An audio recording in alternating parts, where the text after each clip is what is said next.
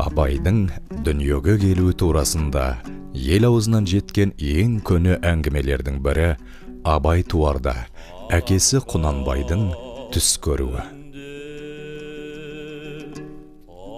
Құнанбайдың түсіне 18 ғасырда өмір сүрген, тобықты руынан шыққан қазақтың кемеңгер биі Әнет баба кіріп, Ибрахим деп қана пайғамбардың атын атап аян беріп ғайып болады.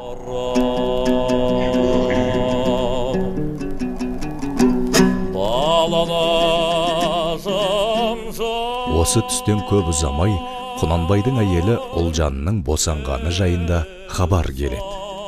Көрген түсін ырым көрген Құнанбай азан шақырып жас нәрестеге Ибрахим есімін бергізеді.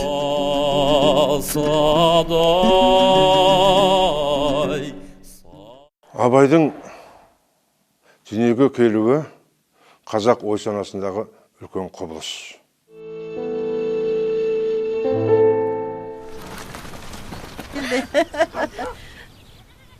Ой айналайын, бәрекелді балаларым айналайын. Аман есенсіздер ме? Амансың ба айналайын. Баланың бауы берік, ғұмыры ұзақ болсын.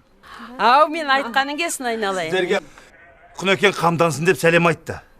Бүгін молда шақырып, азан айттырып, нәрестеге Ибрахим деген ат бермекші дейді. Ибрахим? Кеңес кезіндегі мынау надан халық еді қазақ. Сол надан халықты ағартам деп Абай туды дегенде, бұл қалай болады? Надан халықтан Абай туы ма екен? Надан халықтан надан адам туады, мен сізге айтайын. Ақылды халықтан ақылды адам туады. Демек қазақ халқы ақылды болды, данышпан болды, дана болды, хакім халық болды. Сол хакім халық өзінің бір толғанысында дүниеге осындай азаматтарда келеді. Сондай азамат Абай. Абайдың дүниеге келуі қазақ арасында ісләм дінінің кең қанат жайған уағымен тұспа-тұс келді. Ол тұс жаңа туған нәрестеге арабша ат қоюдың белең алған кез еді. Бірақ жат тілден енген бөгде есімдерге тілдері келмеген, яки діни есімдерді қастерлі санап, мұсылмандық атауларды баттита атауды бейәдеп санаған қазақ әйелдері сәбилеріне жұртқа ұғымды, құлаққа жылы естілетін қазақы есімдерді өздері тауып қойып алушы еді. Абайым, атқа тоқым жабайын, тыста жүрген анаңды қайдан іздеп табар. Әлді, Ұлжан! Мына баланың емет уағы боп қалды ғой деймін. Алшы. Құнанбайдың бәйбішесі күнкеден кейін әмеңгерлік жолмен алған әйелі Ұлжан сабырлы, ақылды, дана әйелдің санатынан еді. Құнанбай қойған Ибрахим аты Зере мен Ұлжан сияқты парасатты аналардың арқасында ел ішіне Абай болып жайылды. Бұрын соңды қазақ арасында ешкімге қойылмаған осынау ұлы есімнің болашақ данышпанға тұңғыш рет берілуінде тылсым сыр бардай. Осылайша дүниеге сол уақытта басынан түрлі аласапыран, қым-қуыт алмағайып заман кешкен қазақ қоғамының іші сыртын жегідей жеген әртүрлі рухани әлеуметтік кеселдерден абай болуды данышпандық тұрғыда ең алғаш ескерткен, сақтандырған Абай келді. Қазақ сахарасында Абай дәуірі басталды. Абайдың осындай күрделі замандарда шайқасқан саналық құбылысы қазақтың көшпелі өмірінің соңғы жан айқайы мен жаңадан бет алып келе жатқан өзгеше сарынның, бұрынғы көшпелі дүниеге мүлдем қарама-қарсы қоғамның арасындағы шайнас. Ол қарсылық туып келе жатты. Сондықтан да өткеннің арты жаңаның басы едім деген Абайдың сөзі өзінің туған заманына толық баға береді. Абайдың балалық шағы өзі дүниеге келген Қасқабұлақ жотасының бауырында өтті. қасқа бұлақ атанған мөлдір сулы мына бұлақтың басын көктеу мен күзеу мезгілдерінде Құнанбай ауылы қоныс қылатын. Ауылға жиі келетін ақын жыраулардың жырдастандары, әжесі Зере мен шешесі Ұлжанның қоңыр үнмен ықыластана айтатын ертегі, қиссалары сәби Абайдың ұшқыр қиялына қанат бітіріп, балаң ойын шарықтататын.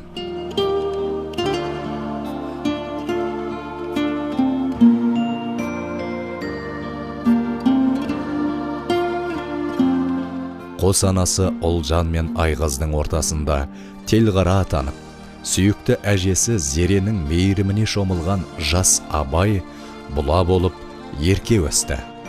Осы уақыттарда қарадан шыққан хан атанып, қазақ даласындағы ең алғашқы аға сұлтандардың бірі болып үлгерген Құнанбай да баласының бойынан ел ұстарлық қасиеттер көріп, келешегінен үміт ете бастады. Мырза, бәрімізде көп баланың ішінен әйтеуір біреуінен үміт күтетініміз арық. Ал өзіңше, ертең балаларың өзің жолыңды қуып, ортаға көпке түсер қайсысы деп ойлайсың? Атадан алтау тумас па? Атадан алтау туса, ішіндегі біреуі арыстан болмас па дегені ғой, бабаларымыз. Құнекеңнің 6 баласының ішіндегі топқа түсетіні сықақ. Ауыздарыңа Абай түспегеніне қайран қалып отырмын. Дегенмен балаға алдымен әкесінші дұрыс. Өз басым не күтсем де, осы жаман қарадан күтемін.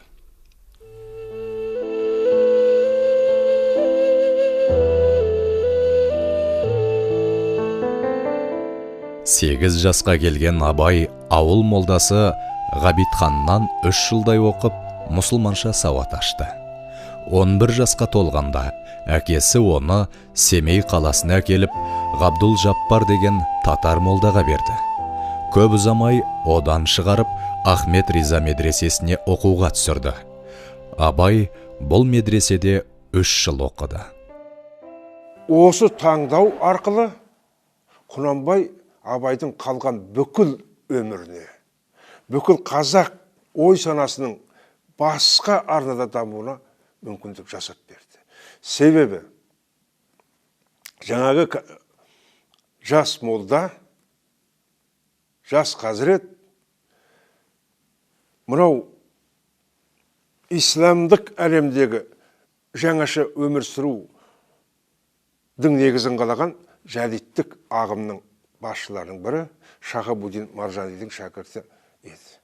Ол сол Маржани мешітін бітіріп келіп, алғашқы оқуын Семейден бастады, алғашқы шәкірті Абай болды. Міне Абайдың шәкірт ретінде жолы болды.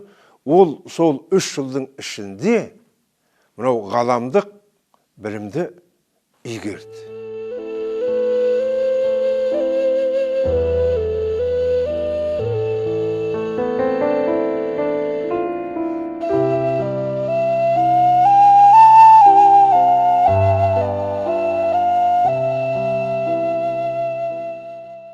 Камердин Қазіретті, сол Семейдегі 15 мешіттің молдалары, қадымшыл бағыттағы. Содан кейін бұл оқудың өте терең екенін білген орыстық шіркеулер, содан кейін сол кездегі шиновниктер оны құлдалауға алды. Соның нәтижесінде Камердин молда жер ауып Баянауылға кетті. Мәшһүр Жүсіп қайдан шыққан? Алғашқы шәкірті Камердин молданікі. Міне оқу жүйесіндегі жаңалық Абайға ұлы өзгеріс әкелген осы жәдиттік бағыт. Ал Әлихан Бөкейханов, Байтұрсыновтар өзінің сусынын қайдан алды? Абайдан алды. Алаштың идеясы да осы арқылы сүзіліп, ұлттық идеяға көтерілді. Абай сондықтан да бұл өзінің ұлттық ілімін медреседе алған деп есептеймін. Билік, зорлық деп Абайдың өзі айтпақшы көп жыл бойы патша өкіметінің сенімді өкілі, әкімі болып, билікте жүріп айналасындағы ру басыларға тізесі батқан Құнанбайдың ел ішіндегі дұшпандары да осал еместі. Олардың ішінде Құнанбаймен бет жыртысып, ірге ажыратып, бірде қату, бірде тату болып жүрген Бөжей, Байсал сияқты аталас жақындары да бар еді. Жүріңдер, барып амандасып келейік. Жүрейік.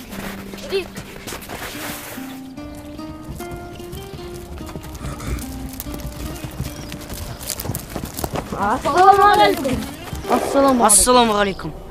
Бар бол, балам. Антұрғанның баласының сәлеміне қаласың. Бізді көрсең, барып сәлем бер деп үйреткен әкең бе, әлде өзің біліп беріп тұрмысың сәлемді?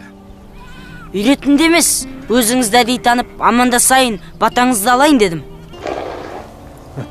Жетпегірдің баласына не деп бата беруші едік? Әй, Байсал, түсіп. Сендер бата бермейм деген мен болайын деп тұрған бала екен. Азырақ аял қылыңдар. 300-дің алды бол. Іздегенің ақиқат, көтергенің әділеттің туы болсын. Еліңнің жүгімен арқаң жауыр болсын. О жаратқан ием, жалғызақ, осы балаға әкесінің мінезін бере көрме.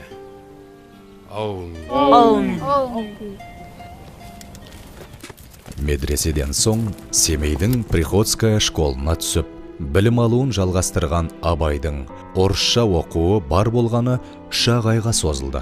15 жасқа толып, оң солын танып қалған Абайды әкесі ел билеу ісіне баулу мақсатында қасына шақырып алды.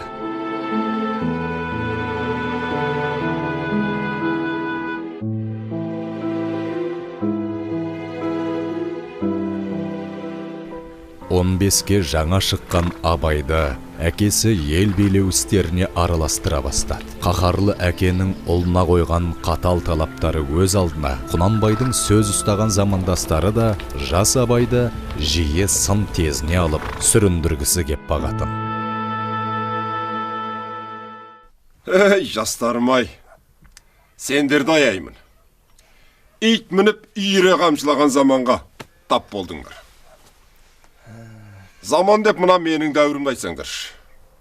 Шәркен, батырлықта, серлікте, байлық пен тоқтықта бәрі менің заманым деді ау. Қареке, әркім өз заманының құлы. Сіздің заманыңызда көрші елдің арасында бір қол кісі боп, жиналып алып түн қатып жүрмесе, жалғыз жарым кісі қатынас алмаушы еді. Ұрлық, барымта, бұзықты көп болғандықтан ән алып кетті, мін алып кетті деп кемпір шал, қатын қалаш, жас бала тыныштықпен асын іше алмаушы еді. Сондай заманда жақсы боп па? Ол заманда қазақтың қолы өз аузына жетіп тұр еді ау. Бір жола орысқа қарақ қалған жоқ болады ғой. Қалай десең де, менің заманым пайғамбарға жақын еді ау. Алатаудың басы күнге жақын, бірақ басында мәңгілік қар жатады. Сайында неше түрлі өсімдік, неше алуан жеміс-жидек шығады. Рахым жақсылыққа алыс жер, ал алыс заман жоқ қой. Қалай болса да жетеді. Сіз пайғамбарға Әзірет Әлінің әкесінен жақын емессіз. Ол мұсылман болмаған.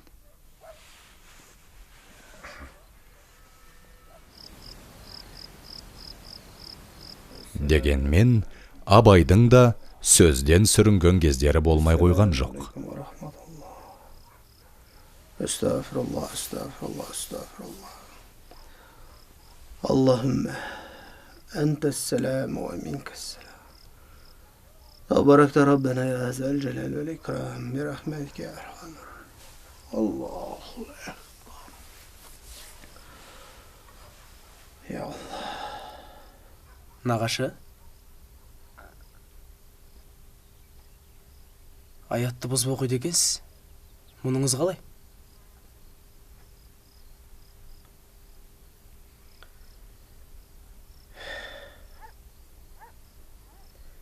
Имам Ағзамның жолы әлем қандай кең болса, шариғаты да сондай кең. Анау нәрсеңді кешіріп жібереді. Өйткені ол қағида аттың жалы, түйенің қомы, садақтың оғындай қатыгез емес.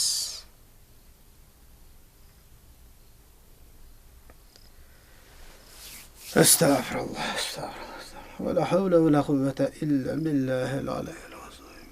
Allahu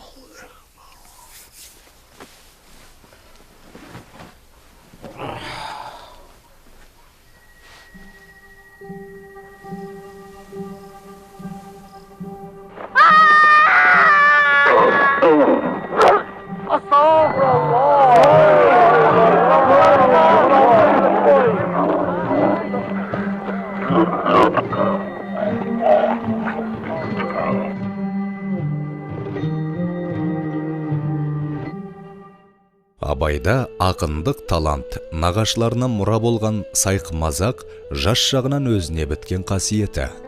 Мысалы, 9 жасында айтқан өлеңі, кім екен деп келіп ем түйе қуған. Түңлікбайдың қатыны атың шәріп деген өлеңі және Абыралыға деген өлеңі. Нағашысы Қантай Тонтайдан мирас болған сайқымазақ екені анық көрініп тұрады. Әрхам Кәкітайұлы. Мұқан жазат, қалың қара кесек Шаншардан келеді Абайдың нағашылары. Абайдың шешесі Ұлжан деген кісі де ғажайыпты сөз тапқыр шешен адам болыпты деп. Оның Ұлжанның әкелері, аталары Қантай Тонтай деген Шаншардың атақты айтқыш, тапқыш қулар екен деп. Шаншарлар айтып отырады екен, күйеу баласын мақтағанда қараңғыда жол тапқан қара барыс Құнанбай деп. Сондай Құнанбай деген сөзі батыр болған кісі, аяқтыға жол, ауыздыға сөз бермейтін азулы шешен, сонда Құнанбайды тежеп тізгінін тартып отыратын Ұлжан апамыз екен дейді. Сонда Абайдың тегін көрмейсіз, Абайдың нағашысы Шаншар, Шаншардан Келдібек, Келдібектен Қазыбек, Қаздауысты Қазыбек.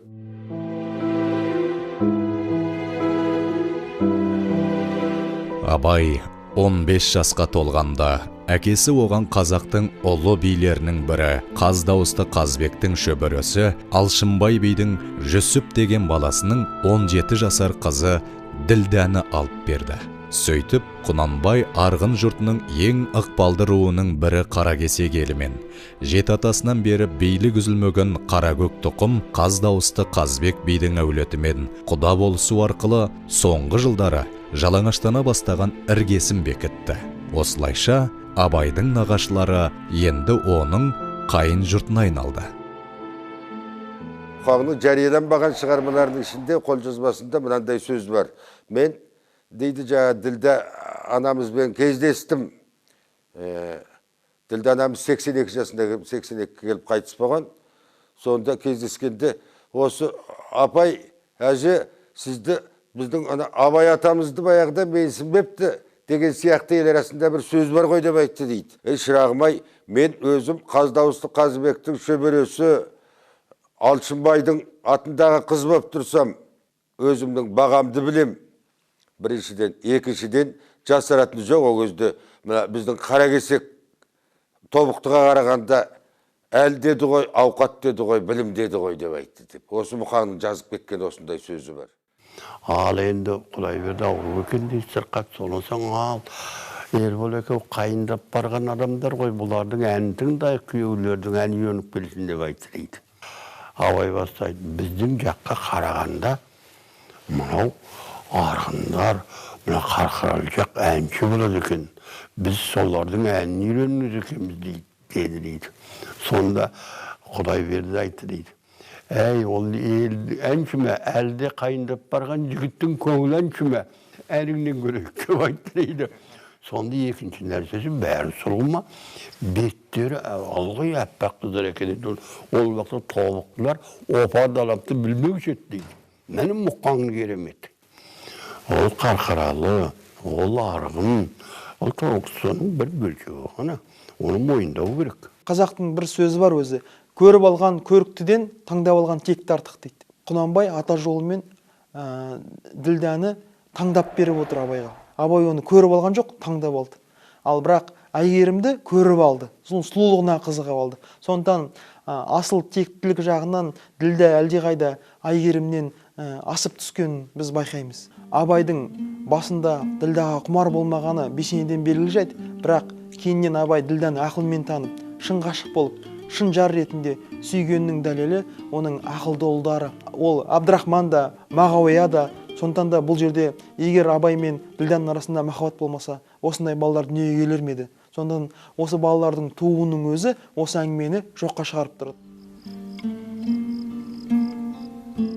Әкелер тарапынан жүзеге асырылған құдалық Абайдың жас жүрегіне тағы бір жазылмас жараны салғандай болады. Өйткені оның жас жүрегі бір көргеннен іңкәр болған сүйіктісі Тоғжан деп соғатын. Бірақ Тоғжанды өзінің аяулы жары етуге Абайдың еш мүмкіншілігі қалмағанды. Ғашығы Тоғжан ежелгі дала заңымен әлде қашан басқа біреуге атастырылып қойылған еді. Алғашқы көргенде Абайдың Ділдәні жатырқауында, оған үйрен салмауының астарында осынау мұңлы сыр бар еді. Таң атып қалды. Біреу көріп қойса масқара боламыз. Сәл сабыр етші, Тоғжан. Бөгелмеңіз. Барыңыз. Енді маған келмеңіз. Таяуда атастырған күйеуім келеді. Енді екеумізге қайтып кездесу мүмкін емес деген кеп тұр. Иә. Енді бәрі кеш.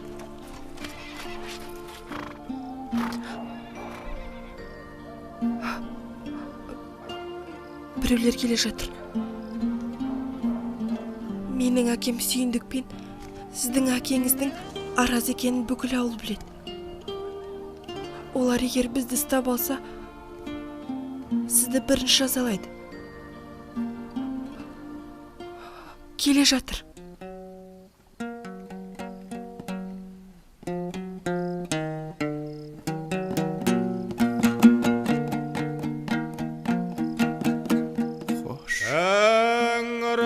Қош, Тоғжан. Жар едің сен. Қош. Жар ете алмай кетіп ең. Ол кезімде бал едім мен. Аямас қол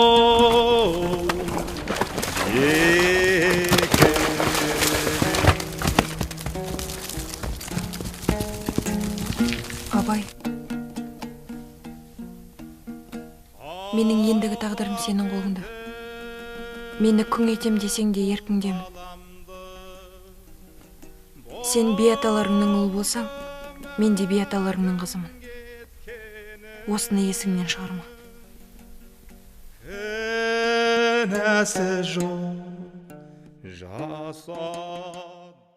Сенің бойыңда үш үлкен менің бар.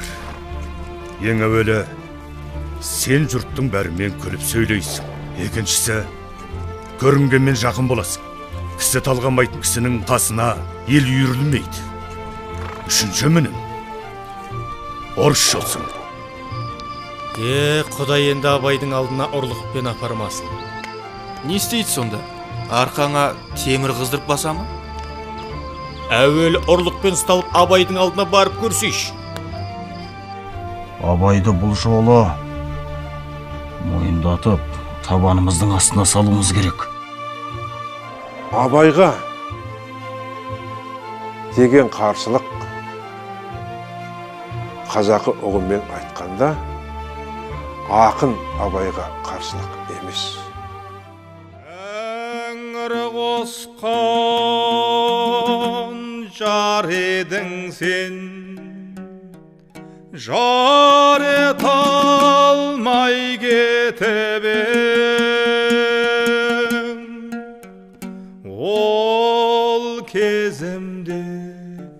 бал едім мен. Аямас қол бекебің.